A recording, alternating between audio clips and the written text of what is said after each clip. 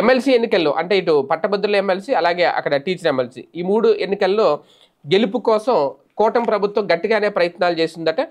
ఇందులో భాగంగానే కొన్ని చోట్ల తాయిలాలు కూడా ఇచ్చారట. గిఫ్ట్ల రూపంలో కూడా వాళ్ళకి కొన్ని అందజేశారని. అందులో భాగంగానే కొన్ని గిఫ్ట్ బాక్సులు దాంతోపాటు గోడ గడియారాలట ఇవన్నీ కూడా ఇచ్చుకొచ్చారట కొన్ని నియోజకవర్గాల్లో.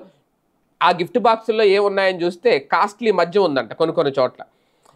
కొంతమంది మంత్రులే స్వయంగా అందించారు అనేది వాళ్ళ పేర్లు కూడా రాశారు, నేను మెన్షన్ అయితే చేయట్లేదు. అయితే వాస్తవానికి ఇదంతా ఇల్లీగల్. అసలు ఓటుకి డబ్బులు ఇవ్వడం ఏంటి, మామూలు ఓట్ల కంటే అనుకోవచ్చు. ఇప్పుడు పట్టభద్రుల ఎమ్మెల్సీలకు కూడా ఈ స్థాయిలో డబ్బులు ఇవ్వడం అంటే అది కూడా కొన్ని చోట్ల ఓటుకి 5,000 నుంచి 10,000 ఇచ్చారట. అలాగే ఈ గోడ గడియారాలు, రకరకాల గిఫ్ట్లు, కాస్ట్లీ వైన్స్, కాస్ట్లీ మద్యం బాటిల్స్ గిఫ్ట్ ప్యాక్ చేసి ఇచ్చారట.